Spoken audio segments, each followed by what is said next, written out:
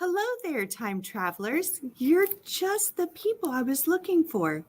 My name is Miss Tina Rockette. I was working at NASA in the year of 1969, and this time portal opened, and I stepped through, and I ended up at the Bellaire Public Library. Do you think you might be able to help me get back so I can help the astronauts? You can?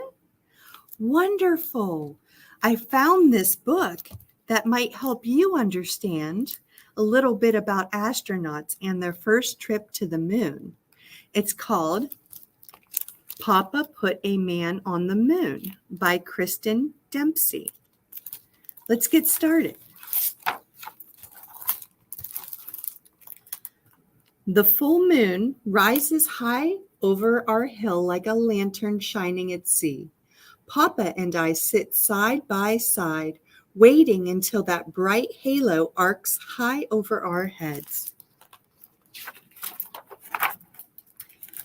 When Papa points, I squint to find the Sea of Tranquility, where the newsman, Mr. Cronkite, said men will one day stand on the surface of the moon.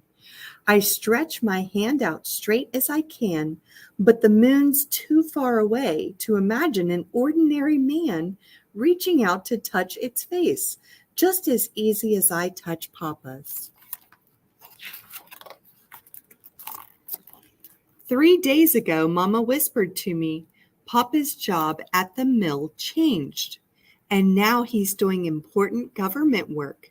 The fabric he weaves is one layer in the spacesuit our astronauts wear. I ask him, Papa, aren't you proud? You work for the president. Papa closes his eyes and leans back on the steps. Only proud to make a living, Martha Ann. Only proud to make a living. But I know better. We hear it on the news each night and in chatter at the supermarket each Saturday. Our little mill village is one piece of something big, bigger than we ever dared to think we could be. I can't help but let that make me feel proud. When it's time for bed, Papa takes my toothbrush and bobbles it just out of reach, pretending it's twirling through zero gravity, like we saw the Apollo astronauts do on TV. To the moon, I cry, as he snatches me up, floating me to bed with twists and turns. I fall asleep dreaming I am drifting through stars. That spring, I walk with Papa from the mill each night, my heart heavy as blossoms on dogwood trees. Do you think we'll make it to the moon, Papa? Nothing to do but watch and see, he says. But time passes slowly, and my hope unravels like a string. I wish we'd hurry. Finally, one day, come summer, 3 astronauts blast off, and this time Mr. Cronkite says they're going for the moon. Watching the news, I can practically feel the rumble of engines and the rush of air from the explosions that push that rocket into the heavens. 4 days later, they're all set. When Papa turns the TV on, I leave my usual spot on the floor and nestle onto the couch beside him. Papa squishes closer to Mama, and together we listen as the lunar module descends toward the moon. When Walter Cronkite takes off his glasses, repeating, "Oh boy, oh boy," my heart starts beating that same rhythm. Oh boy, oh boy, oh boy.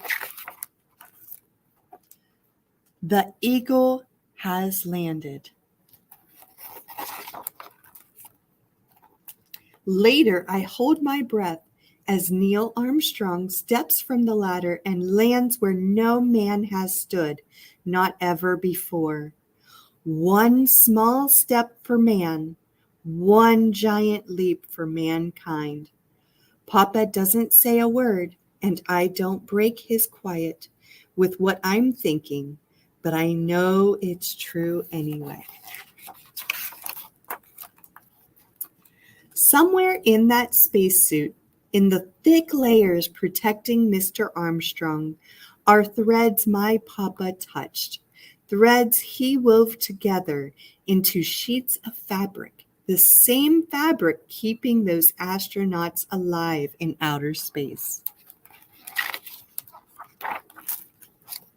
Those threads go from Papa, a man whose feet have hardly left our hill, to our astronauts, now leaving their footprints in moon dust. Papa says he's just making a living, but I know better. No need to shout it loud. It's right there on TV for the world to see.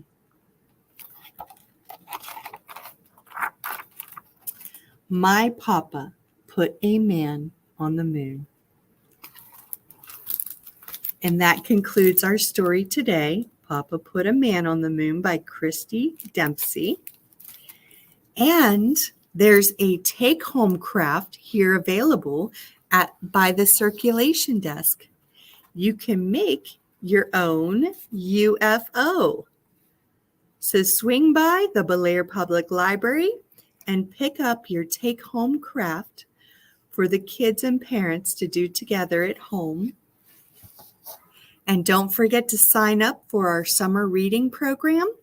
It's a bunch of fun and there's a lot going on here. So thank you so much for reading with me today. I see that the time portal is starting to open and I need to get back to NASA. Thank you so much, time travelers, and have a great day.